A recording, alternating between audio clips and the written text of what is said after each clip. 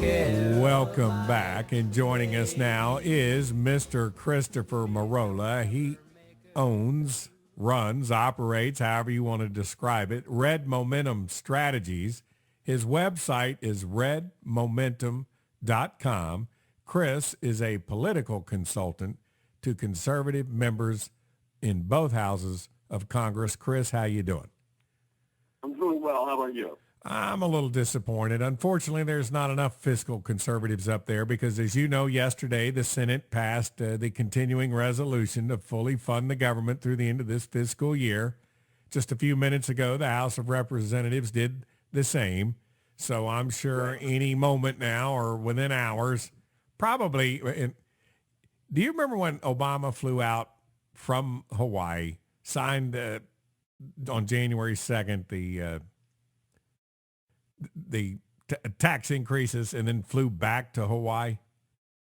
I would almost bet money that it's going to take, even with him. Well, he's overseas right now. I forgot about that. He's got. Well, skip all that.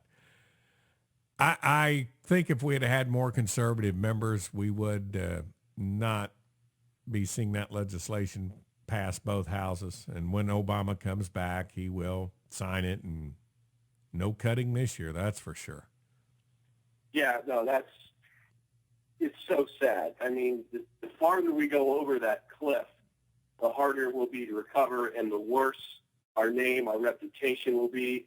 And now I'm hearing in the news that Israel is gearing up potentially this year to have a bombing campaign against Iran's nuclear weapons sites. I wonder what that's going to do to the markets.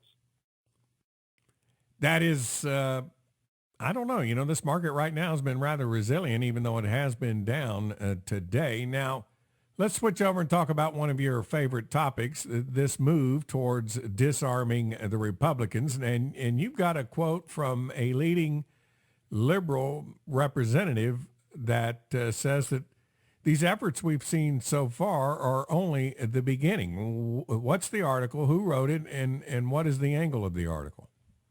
Sure. It was found in Breitbart a few days ago. In the title is Schachowsky. That's Jan Schachowsky, the congresswoman from Illinois.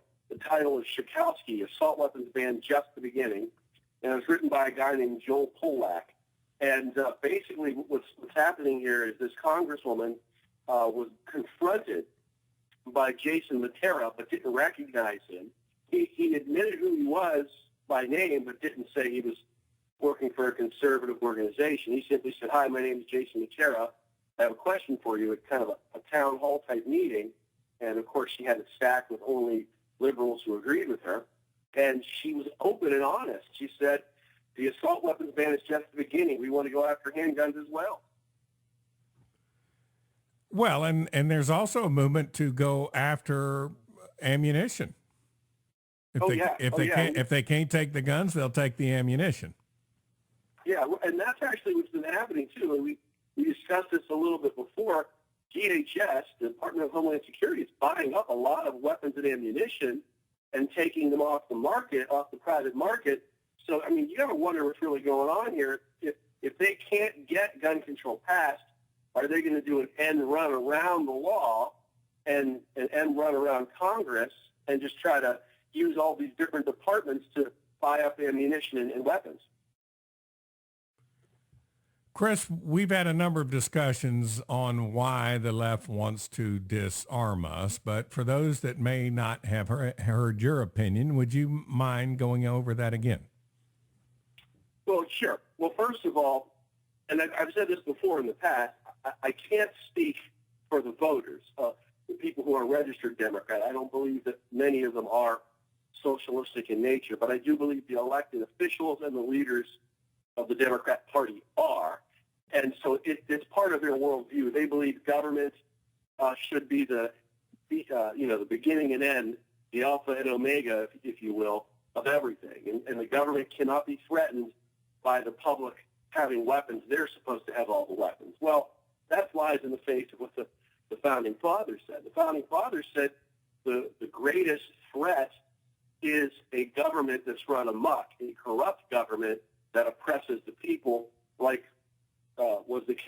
King George. So it's hard for people to believe their government is corrupt because we live in such a free society. We live in America, and everything seems so wonderful. But more and more, as government begins to take more power, especially under this current Obama administration with this Democrat Senate helping him out all the way, you begin to start wondering, they're trying to oppress the people, and they don't want us to be able to fight back or to refuse to conform. Chris, where do you think all this ends ultimately? I mean, we have a Supreme Court, which in my opinion, quit paying attention to the Constitution many, many years ago. Yeah. John Roberts certainly let us all down when he allowed Obamacare to go forward, basically interpreted the law to be something that no one ever said it was. I believe with this court, particularly if Obama is allowed to appoint one or two more people, I mean, it's over with. Well, it depends if he replaces the two older liberals with two younger liberals like he already has, we're fine. If he replaces the two existing liberals, I think Breyer's one of them and Ginsburg is the other, with two, then it's still, the makeup is still 4 conservatives, 4 liberals, and 1 center-right guy who could go either way, which is Kennedy. Now, I'm giving Roberts the benefit of the doubt that he'll be conservative going forward. If he doesn't, you're right, then we're in trouble. It's really going to come down to Roberts and Kennedy. We know the other 3 are solid conservative. So it would have been nice if we could have gotten one more conservative Supreme Court judge during the early part of the George Bush era when he had both houses of Congress, because Alito's been great. You have to admit, he hasn't waffled on anything. Roberts has been shaky only as of late, so I'm hoping he gets a swift kick in the rear. Obviously, the wild card is Anthony Kennedy. Well, let's give kudos to Clarence Thomas. Oh, yeah, absolutely. That's what I said. Alito's been good. Clarence Thomas has been fine. And, of course, come on, Scalia's always been strong. Chris, now that they have punted once again by passing this continuing resolution, I mean, what can the average American do between now and next year when we have a chance to once again exercise our frustration by reelecting the bozos that we're frustrated with? I think we have to keep the echo chamber going. We have to keep speaking up and speaking out. We have to shock people out of their comfort zone. We have to wake them up to get out of their little bubble world where they think that they can hide within that bubble and not see reality. We have to wake people up because, Obama didn't win by much. There are 4 states, only 4 states that voted for Obama by 100,000 votes or less, and had that number flipped, Romney would be president, which would certainly be better than Obama. Of course, you and I know that we were more in favor of Rick Perry than Romney in the beginning, and I still think if Perry could have got his talking points together, he could have probably won. But long story short, we've got to speak out here. That same liberal Democrat Congresswoman Jan Schachowsky in 2009 told a crowd that the goal of Obamacare would be to put the private insurance industry out of business. Well, you knew that's what they wanted to do. It's designed to do that. Candidate Obama, Senator Obama, community organizer Obama has maintained throughout his career that he ultimately wants to totally nationalize health insurance. The only people who would seem surprised are his friends in the media who have buried the multitude of video and audio of him saying that very thing. Right. No, you're absolutely right. The media is so unbelievably complicit in this. It's as if they're meeting with the Obama administration on a daily basis in the White House to map out a media strategy because they're so in the tank.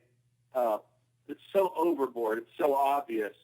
And there are certain think tanks that basically influence both the liberal Democrats in Congress, the White House, and the media all at once.